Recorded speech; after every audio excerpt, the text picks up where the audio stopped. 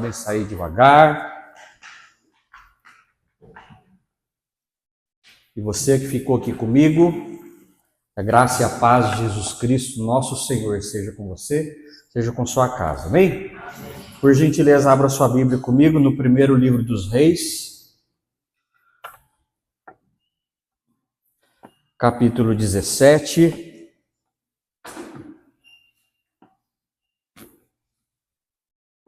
Nós vamos ler hoje a partir do verso 17.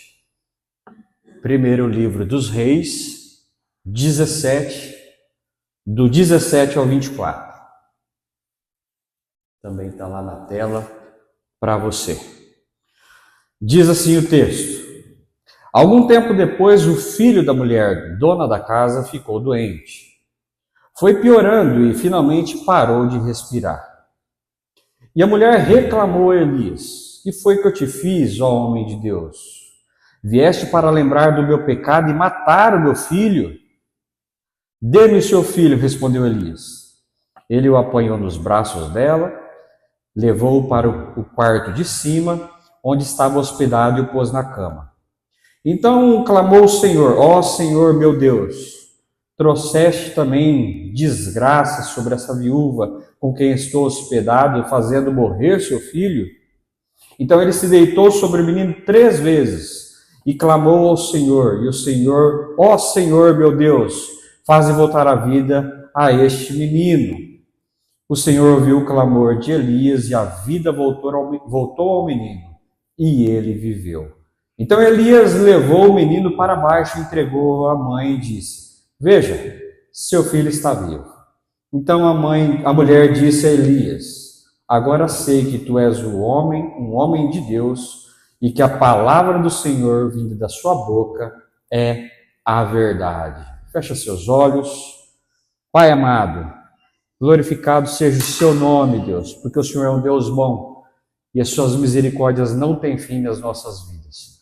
O Senhor tem cuidado de nós, mas o Senhor também tem cuidado das nossas casas, das nossas famílias. Fale ao nosso coração, que a nossa casa, que a nossa família seja uma bênção onde quer que esteja. Seja renovado. Tire de nós tudo aquilo que não provém do seu Santo Espírito. Afasta de nós todo espírito maligno, para que a sua palavra brote ao nosso coração, floresça e dê frutos, para a honra e a glória do nome de Jesus. Amém. Amém. Até aqui. No domingo passado eu iniciei um sermão com o título Toda a ajuda necessária, ou todo auxílio necessário. E a gente trouxe a exposição do texto de 1 Reis. Começamos lá no primeiro verso e fomos até o verso número 16. Então eu falei para vocês coisa do tipo: nós somos ajudadores, nós somos uma geração de ajudadores. Mas não só isso, nós também somos uma geração de viúvas, geração de gente com necessidades de todos os tipos. Então, o nosso ajuntamento é um ajuntamento de pessoas com necessidade, como a viúva de Sarepta. Mas também o nosso ajuntamento é um ajuntamento de profetas, de agentes de Jesus, agentes da graça de Deus. O lugar onde nós chegamos é o lugar onde a manifestação do Espírito Santo de Deus ocorre. Nós somos ajudadores, antes de mais nada. Mas eu falei coisas do tipo também que a ajuda pode vir de qualquer lugar. Pode vir de uma ação milagrosa, pode vir como corvos quem trazem comida, como foi o caso para Elias. Mas também pode vir de irmãos, e eventualmente de irmãos que você nem é muito chegado. A ajuda pode vir de todo lugar. E eu fiz uma provocação para você, dizendo: tudo bem se o Senhor provê na sua casa através de outra pessoa? Sim, porque é o Senhor quem provê. É o Senhor que provê na minha casa. Ele faz isso através da dignidade do meu trabalho, é verdade. Mas muitas vezes Ele vai fazer isso através de alguém que Ele envia para cuidar de mim. Então, pode ser via milagre, mas pode ser também via relacionamento. E eu temo que muitas vezes nós nos preocupamos quando é esse segundo ponto, quando é via relacionamento que a ajuda chega, porque é mais difícil. Eu disse também coisas do tipo que muitas vezes nós perdemos a questão da nossa humildade, a gente já não consegue mais conversar, a gente já não fala mais dos nossos problemas. E quando fala, fala pra gente que parece que está pior que nós. A impressão que dá é que para a gente abrir a nossa vida, a gente só abre para quem está pior que nós. E nós temos que reconstruir também a nossa humildade. A gente virou geração de desculpa qualquer coisa e perdemos um pouco, se não perdemos muito, a questão da gente falar exatamente, olha, meu irmão, eu pequei com você nisso, me perdoa por isso, e deixarmos esse desculpa qualquer coisa para trás. E foi isso basicamente que nós falamos no domingo passado, e nós vamos continuar hoje a partir do verso 17. Mas te lembrando o texto, o que está acontecendo? O profeta Elias, ele vai dizer para Acabe, olha, não vai mais chover, nem cair um orvalho na terra, enquanto eu não disser que isso vai acontecer, diz o Senhor dos Exércitos. Então Deus fala para Elias, Elias, agora você precisa sair daí, você precisa de segurança, você precisa se proteger. Eu lembrei que ainda não é aquela vez que Elias foge de Jezabel. Isso vai acontecer um pouco mais para frente no capítulo 19. É uma outra vez que Elias, então, foge agora da presença de Acabe. E o Senhor diz, Elias, vá ao deserto, se esconda no deserto. E lá eu vou te nutrir, eu vou levar para você pão e eu vou levar carnes através de corvos para você. E também ali você vai se estabelecer na beira de um riacho e vai beber água ali. Então você vai ter o que comer e vai ter o que beber. Mas diz o texto que o riacho secou, afinal de contas, parou de chover naquela região, na região do reino do norte, que é onde Elias profetizava, o reino de Israel, o reino do norte. Parou de chover, o riacho secou, ou seja, Elias ficou ali um tempo razoável. Para de chover hoje, não é amanhã que o riacho seca. Ele vai levar um tempo, eventualmente até meses. Então sabemos que Elias ficou um tempo ali. Mas enfim, o riacho secou e Deus mandou então Elias para Sarepta. E ele diz, vá até lá, que lá eu vou te alimentar através de uma viúva. Note, eu vou te alimentar através de corvos ou de árabes. Quem quiser entender bem essa conversa, vê lá o vídeo da mensagem anterior, de corvos ou de árabes. Mas depois eu vou te alimentar através de uma viúva. Note, eu, o Senhor dos Exércitos, eu, Deus. Ele é quem cuida de nós. De que forma? Da forma que ele bem quiser. Então, ele entra em Sarepta e ali encontra uma viúva e fala para ela, olha, dê-me de comer. E ela vai dizer que tem pouco alimento, tem basicamente alimento para o dia, para comer ela e seu filho e depois morrer. Elias vai dizer, não, volte para lá, faça um bolo para mim, uma espécie de um pão ali com a massa, traga azeite. Enfim, ele faz isso e ali tudo que ela tem multiplica. E nada que ela tem acaba até que volte a chover, diz o texto. Então, inclusive numa outra ocasião que eu preguei essa mensagem, o tema era o ovo e a galinha. Quem cuidou de quem nessa história? Elias cuidou dessa viúva ou essa viúva cuidou de Elias? É um ciclo de compartilhamento daquilo que tem a ver com Deus, daquilo que tem a ver com o Evangelho e o alimento por fim. E dessa vez, então, o Elias vai dizer para ela, olha, não vai faltar nada para você, traga-me, e de fato a multiplicação aconteceu naquele lugar. Então comeu Elias e comeu também a mulher. E agora o que está acontecendo? A partir do verso 17. Está acontecendo que o filho dessa mulher adoece. E o texto, na versão que eu li, fala que ele parou de respirar. Talvez na sua Bíblia vai dizer mesmo que ele morreu. Então morre o filho dessa viúva. Então era a viúva e seu filho. Então morreu agora o filho. E ela vai reclamar com Elias. Você vem para minha casa para me lembrar do meu pecado? Nota. E aí Elias vai falar, entrega seu filho a mim. Ele subiu no quarto dele que ficava no andar de cima. E aí lá ele colocou o filho na cama, ele se deitou por 3 vezes em cima do filho, orando, o menino ressuscita. Então ele desce desse quarto, desce ao térreo, entrega o filho à sua mãe, que vai declarar: agora sei então que você é homem de Deus e sei também que o testemunho daquilo que você fala é a verdade. Então é isso a história do texto que nós lemos. E nós lemos essa história para falarmos, para conversarmos essa noite sobre o tema debaixo do meu teto. Esse é o tema da mensagem de hoje, debaixo do meu teto. É um tema que vai falar também dessa questão da funcionalidade.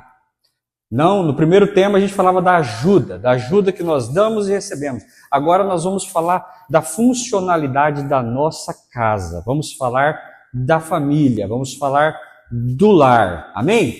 E a primeira lição que a gente aprende com esse texto está no verso de número 18, que a lição é eliminando a culpa dentro da nossa casa. Eliminando a culpa dentro da nossa casa. Se nós queremos ter uma casa funcional, uma casa onde a presença do Senhor acontece, o primeiro passo é eliminar a culpa de dentro da nossa casa. O verso 18 vai dizer: e a mulher reclamou com Elias: que foi que eu te fiz, ó homem de Deus? Vieste para lembrar-me do meu pecado e matar o meu filho? E aqui eu preciso que você entenda algum detalhe. No formato antigo, judaico, aquilo que acontece de mal comigo, ele é a resposta do meu pecado. Então alguém ficou doente, então é meu pecado. Alguém morreu, é o meu pecado. Aconteceu alguma coisa que não é exatamente o que eu estava esperando, é o meu pecado. Então tinha-se esse tipo de teologia naquela região, naquele tempo, para aquela circunstância do texto. Então, o que foi que eu te fiz? Você veio para minha casa para lembrar-me do meu pecado, essa mulher está dizendo para Elias. Então é um processo de culpa crônico. Concorda comigo? O filho morreu, isso aconteceu na chegada de um profeta de Deus, ela falou: você veio aqui escancarar o meu pecado na minha cara? Você veio aqui lembrar-me da minha situação miserável? Que foi que eu te fiz? A mulher pergunta. E isso é uma pergunta que a religião coloca muito no nosso coração. A religião vai dizer: que foi que eu te fiz, Deus, para eu estar passando por isso na minha casa? Talvez você pergunta isso. Talvez você está numa maré complicada há um tempo e na sua oração você ora a Deus dizendo: Senhor, que foi que eu te fiz? Que processo é esse que não passa na minha vida? O que está tão errado assim, Deus? Por que a minha vida está indo de mal a pior? Que foi que eu te fiz? O Senhor ainda não perdoou aquele meu pecado, Deus? Eu te pedi perdão, Deus, o Senhor não me ouviu? Que foi que eu te fiz, Deus? E muitas vezes isso acontece dentro da nossa casa, entre nós. Parece que um assunto bobo, pensa num assunto bobo, sei lá, começa um debate ali se Palmeiras tem ou não tem mundial. Assunto bobo, é óbvio.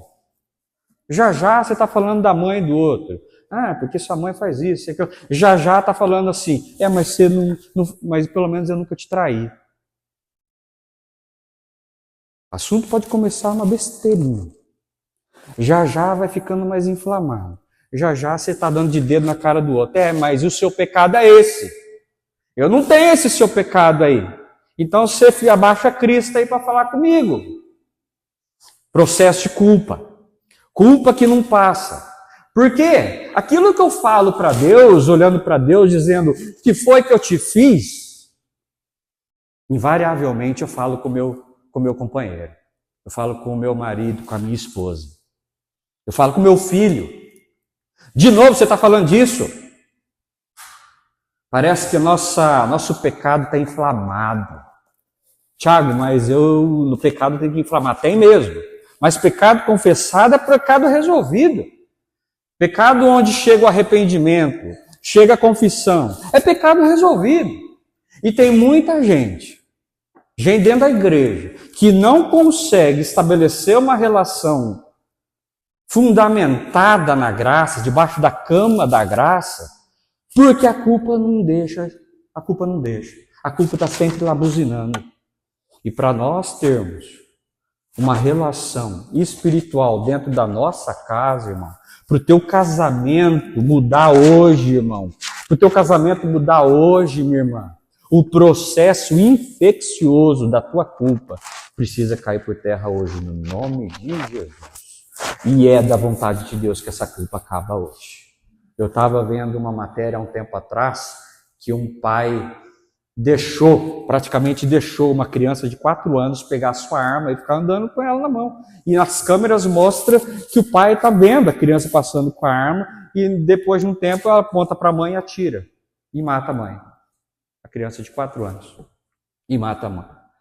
Aí eu pergunto, como é que vai ser essa criança? Como é que vai ser essa criança quando ela tiver idade e alguém ter que dizer para ela como é que a mãe dela morreu? Então eu estou falando para você de culpas de vários tipos, tá? Eu estou falando para você de culpas do tipo daquele pai que esquece a criança no banco de trás do carro, esquece que tinha que levar ela para a escolinha e ela falece. E você pensa que isso é história nova? Isso é história que acontece demais. Como é que fica o casamento depois disso?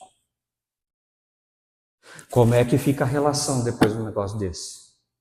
Como é que fica a alma de uma criança que mata a mãe? Como é que ficam as emoções dessa pessoa? Como é que fica a alma desse pai, dessa mãe que esqueceu a criança no banco de trás por causa do corre do dia a dia e essa criança morre? Como é que fica o casamento? Como é que fica o dia seguinte? Como é que fica explicar para o cônjuge?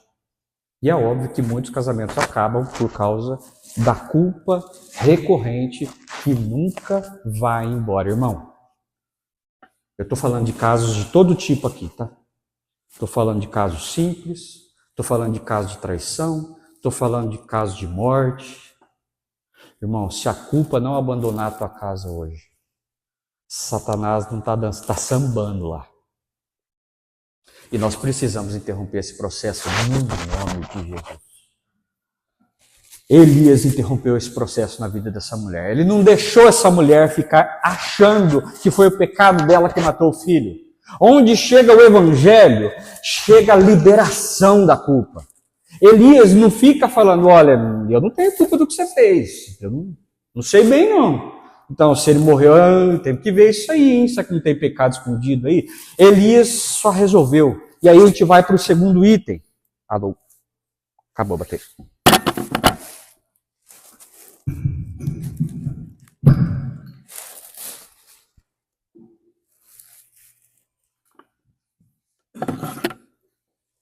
Alô, som. Aí nós vamos para o segundo item, que vai ser substitua argumentos por gratidão. Substitua argumentos por gratidão. Verso 20 vai dizer assim: então clamou o Senhor,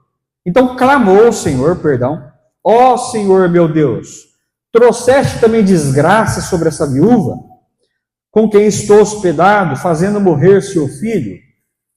Substitua argumentos por gratidão. O Elias ele podia responder para essa mulher dessa forma que eu falei para você: olha, eu não sei o que está acontecendo. Ou ele podia dizer simplesmente assim: por que você está me culpando? Eu não tenho nada a ver com isso. E argumentar qualquer coisa absolutamente racional. Confesso para você que talvez é isso que eu ia fazer. Mas o que eu tenho a ver com isso? Eu só cheguei e pedi comida. O que eu tenho a ver com o menino ficou doente e morreu? Mas não, Elias fez justamente o contrário. Ele está hospedado na casa dessa mulher. Essa mulher o recebeu. Ele não quis saber de quem é a culpa, se é dele, se é de Deus, se é do pecado dela, se é dela, se é do marido dela que abandonou ela. Elias não levantou a capivara do que está acontecendo. Essa é antiga, hein? Levantar a capivara. Elias não levantou a capivara. Elias só agradeceu. o fato de estar hospedado nessa casa. Eu vou fazer algo por essa mulher. Eu estou hospedado na casa dela. E tragédia alguma vai acontecer enquanto eu estiver aqui. Porque o meu espírito é um espírito de gratidão. Não é espírito de conversação, de convencimento. Esse é o Espírito Santo de Deus quem convence, não é o meu. E você nota que dentro da nossa casa, a gente quer convencer. Você nota que dentro da nossa casa, muito mais vale eu te convencer que eu estou certo do que um espírito de gratidão que move tudo. Você quer ganhar argumento. Aí você meio que perdeu no argumento, você está lá no banho, e aí de repente, eu devia ter respondido isso, hein? Perdi a oportunidade. Aí não demora muito, você levanta de novo a conversa. A gente se tornou pessoas, irmãos, racionais, e até certo ponto temos que ser racionais. Mas nas nossas relações, não importa se você está certo ou se está errado. Não importa se você está certo com a sua esposa ou errado. Não vai mudar nada. Ou pelo menos não deveria. A gente tem que abandonar não só o processo de culpa, de jogar na cara do outro. Nós temos que abandonar uma conversa que não chega a lugar nenhum. E parece que muitas vezes nós estamos engajados num ciclo de conversa que nunca chega no lugar nenhum. Então, muito mais vale a argumentação do que a gratidão. E nós precisamos inverter isso. Nós precisamos, para ter um lar funcional, debaixo do meu teto, as coisas funcionarem da maneira de Deus, da maneira do Espírito Santo de Deus, no Evangelho de Jesus, para meu lar testemunhar da graça de Jesus, eu tenho que ter um espírito de gratidão. Deus, é verdade. É verdade que até aqui eu tenho cometido essa falha com meu cônjuge. Ou então, o Senhor, ela nem entendeu, o Senhor, ele nem entendeu. Mas olha, obrigado porque até aqui o Senhor tem nos sustentado. Obrigado porque poderia ser pior. Agradeça a Deus, irmão. Agradeça a Deus pelo tempo onde você está e onde você chegou. Agradeça a Deus. Mas não só a Ele. Demonstre espírito de gratidão uns aos outros também. Que nós possamos experimentar de um espírito transformador dentro da nossa casa. E esse espírito transformador, que é o espírito que transforma as nossas vidas, que é o Espírito Santo de Deus, para a gente experimentar disso, nós não vamos fazer na base da argumentação. Nós não vamos conseguir na base de quem está certo e quem está errado.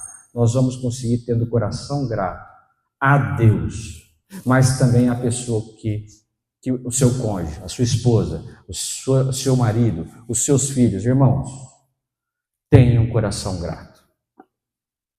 Um coração grato não permite que a culpa crie raízes. Um coração grato não permite que o pecado do outro vira um turbilhão de emoções. Um coração grato é um coração que testemunha o Senhor. Um coração grato é um coração que testemunha do Evangelho de Jesus. E aí nós vamos para o último texto, a última lição, que é transformando a minha casa através do meu testemunho. O verso 24 vai dizer assim: Então a mulher disse a Elias: Agora eu sei que tu és homem de Deus. Agora eu sei que tu é homem de Deus. E que a palavra do Senhor vinda da sua boca é a verdade. É a verdade. O texto de Mateus capítulo 23, versículo 14, Jesus vai acusar os religiosos, dizendo assim: Ai de vós, escribas e fariseus hipócritas, porque devorai as casas das viúvas e para disfarçar fazem longas orações. Ai de vocês, religiosos, porque vocês vão lá dentro das casas das viúvas, vocês fazem oração bonita, vocês mostram o quanto vocês são espirituais, mas vocês estão saqueando, Vocês estão saqueando financeiramente, mas isso serve também, vocês estão saqueando emocionalmente o povo. E vocês, ai de vocês, vocês são hipócritas. Não é, irmão, a sua religião, não é, irmão, a sua doutrina, não é aquilo que você prega, não é aquilo que o Tiago prega, não é aquilo que ninguém prega que gera testemunho, irmão. É aquilo que nós fazemos. Aquela mulher, a viúva de Sarepta, vai dizer: olha, agora eu notei, eu vi que o que você veio fazer aqui é bênção. A palavra do Senhor que está na sua boca, aquilo que você prega, é a verdade, não é conversa. Eu notei o testemunho. Existe uma teoria chamada teoria da consagração, que é de Pierre Bourdieu, que vai dizer assim: é muito mais valioso alguém que eu nem conheço pessoalmente me elogiar do que alguém que eu conheço, minha mãe, por exemplo. Então, nota, o que é melhor? O que é mais forte? A minha mãe dizer: eu sou lindo, eu sou inteligente, eu sou um bom profissional. A minha esposa, ou alguém, que o lindo não, tá? Esquece o lindo, mas ou alguém que não me conhece fala: olha, o cara é bom, hein? Cara trabalha bem, hein? Um bom gestor. O que é mais forte? A distância, não é isso? Um círculo mais longo. Agora, eu penso que no Evangelho isso é o contrário. Você sabe por quê? Porque é fácil para você que está relativamente distante da minha vida, que olha para o pastor e fala assim: ó, homem de Deus, nossa, eu tenho um pastor que é bênção, viu? Pergunta para minha mulher. Nota. Muitas vezes, nós esquecemos a opinião de gente que está vivendo conosco. Nós queremos testemunhar da nossa vida na célula. E glória a Deus. Nós queremos testemunhar a nossa vida, parecer um bom cristão, um bom evangélico, um servo adequado do Senhor lá no nosso trabalho. E realmente, nós temos mesmo. Mas a gente não está dando testemunho dentro da nossa casa. E é dentro da nossa casa que começa o testemunho. No sentido do testemunho, irmão, começa na nossa casa. É muito provável que você me conheça e ache que eu sou uma pessoa mais ou menos. É muito provável. A questão é como é que as pessoas que andam comigo entendem a meu respeito. É só o testemunho do Evangelho que vai dizer quem eu sou de verdade dentro da minha casa. É só o testemunho da pessoa de Jesus que vai cravar dentro da minha casa que tipo de homem eu sou, que tipo de mulher eu sou. E o que está acontecendo nesse texto é isso. Não é uma relação matrimonial, você já descobriu isso. É uma mulher viúva com seu filho, mas existe uma relação temporária familiar aqui dentro. Dentro dessa casa onde Elias está debaixo do teto dessa mulher. E essa mulher consegue experimentar da glória de Deus na vida desse homem. Através do testemunho da cura, mas não só isso, o testemunho daquilo que ele diz. Não importa o que Elias diz, não importa o que Elias fala, não importa a pregação de Elias, não importa a profecia que Elias traz, o que importa é suas atitudes diante do Senhor, testemunhando dentro daquela casa. E é possível, irmão, é possível que aqui tenha pessoas onde a culpa ainda está falando alto. É possível, irmãos, que aqui dentro hoje tenha pessoas que até argumentam bem, mas não sai um obrigado na boca dessa pessoa, nem a Deus e nem ao cônjuge, e nem aos filhos, faz muito tempo. E é possível, irmãos, que tem gente que não dá testemunho dentro da sua casa aqui hoje. E, irmãos, o primeiro ponto que eu preguei é sobre a culpa. Não permita que essa mensagem te gere culpa. Não permita que essa mensagem faça com que você saia daqui hoje triste, abatido, ressentido. A tua culpa nós precisamos tirar do seu coração ainda hoje aqui. A tua ingratidão nós precisamos tirar do seu coração ainda hoje aqui. E a geração, a criação, a confecção de um testemunho do Evangelho de Jesus precisa aparecer dentro da sua casa, hoje aqui. E eu sou o primeiro que estou de pé. E eu quero te pedir, quero te convidar a, se for o seu caso, alguma dessas coisas que eu falei, deixar aqui hoje, não no altar, porque isso aqui não é um altar, isso aqui é um lugar mais alto, mas diante da cruz de Jesus. E sempre que Satanás colocar esse assunto de novo no seu coração, você vai dizer, não, já está na cruz de Cristo, já não faz parte da minha vida. Agora minha vida é testemunhar a graça e o Evangelho de Jesus dentro da minha casa.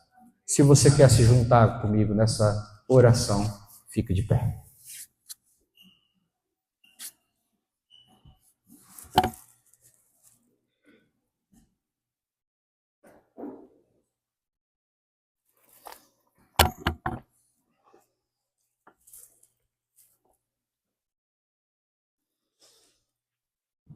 Deus de poder, nós estamos com a nossa vida quebrantada no seu altar, Senhor. O nosso coração está, Senhor, sangrando nesse momento, porque nós não temos sido, Senhor, um reflexo da sua glória para nós mesmos, para os nossos da nossa casa e para testemunhar aonde o Senhor nos colocou, Senhor. Senhor, porque essa culpa maldita nos acompanha. Senhor, no nome de Jesus, eu quero colocar, Senhor, casos difíceis de nós mesmos nos perdoarmos nesse momento no teu altar. Senhor, não tem absolutamente nada, sem nenhuma exceção, que nós não queremos, Senhor, colocar diante do seu altar hoje e não levar mais para casa. Senhor, culpa de infidelidade, culpa de malcriação, culpa, Senhor, de ressentimento feito, culpa, Senhor, a respeito do matrimônio, culpa a respeito, Senhor, da família com os nossos pais, culpa de anos, culpa recente, toda a culpa, Senhor, nós colocamos diante do Senhor agora no nome de Jesus, no seu altar, na sua cruz, na cruz de Cristo, Senhor, que é a cruz que renova a nossa mente, que renova a nossa alma, que renova o nosso espírito, Senhor. Não permita, Senhor, que Satanás continue utilizando essa matéria-prima para trabalhar no nosso coração. Hoje, Senhor, nós estamos indo para a nossa casa leves. Hoje nós estamos indo para a nossa casa cheios de esperança, cheios de renovo, cheios de alegria. Senhor, nós queremos, Senhor, testemunhar da Tua glória na nossa casa, porque agora nós somos uma nova criatura. O Senhor nos alcançou, a Sua consciência nos alcançou, mas o Seu amor também nos alcançou, Senhor. O Seu amor, a Sua graça, o Seu cuidado, Senhor, chegou ao nosso coração hoje e nós deixamos tudo aquilo, Senhor, que sangrava no nosso coração, nos Seus pés, aos pés da cruz de Cristo. O Seu sangue derramado sobre a nossa vida nos livra de toda culpa, nos livra de tudo aquilo, Senhor, que me impede de me aproximar do Senhor, como um Pai, de me aproximar do Senhor como um Deus, como um Salvador, como um Senhor. O Senhor é o nosso Senhor, o Senhor da nossa vida, da nossa história, Deus. Nós entregamos as nossas vidas ao Senhor. Se você nunca fez essa oração de entrega, Senhor, irmão, você pode levantar sua mão, que nós vamos orar juntos. entregando as nossas vidas, a sua vida a Cristo. Senhor, nós entregamos as nossas vidas ao Senhor. A partir de hoje, Tu és o nosso Senhor, o nosso refúgio, o nosso Salvador. Senhor, transforma a nossa vida. Senhor, nós não queremos mais ficar dando desculpa dentro da nossa casa. Nós não queremos ficar argumentando. Nós queremos, Senhor, um espírito de gratidão dentro do nosso lar. Nós queremos que a gratidão entre no nosso coração, transforme o nosso coração, transforme a nossa alma, a nossa história. Nós queremos ser gente gratas ao Senhor, porque até que o Senhor tem cuidado de nós, até que o Senhor tem cuidado da nossa família, até que o Senhor tem sido nosso Deus, nada tem nos faltado, porque o Senhor cuida de nós. Mas também queremos ter um coração grato dentro da nossa casa. Queremos ter condições de olhar para o nosso cônjuge, olhar para os nossos filhos, olhar para os nossos pais e dizer: obrigado, pai. Obrigado, mãe. Obrigado, filho. Obrigado, amor. Obrigado. Obrigado. Você a partir de hoje, eu creio que hoje chegou salvação na nossa casa através de você. Nós cremos que homens e mulheres com coração grato são homens e mulheres que trazem salvação para casa. Homens e mulheres que testemunham de Cristo, testemunham do Evangelho, testemunham da sua própria salvação, levando salvação para a família, através de Cristo Jesus testemunhado nas nossas vidas. Nós cremos assim. Trabalha na nossa alma, trabalha no nosso coração, trabalha também o nosso espírito, Senhor. O nosso espírito, que é o espírito um contigo. Nós queremos, Senhor, nós queremos dizer: eis-me aqui outra vez. Eis-me aqui, Senhor, colocando a minha vida em oferta de gratidão ao Deus que tem cuidado de nós. No nome de Jesus. Amém. Amém. Todos ficam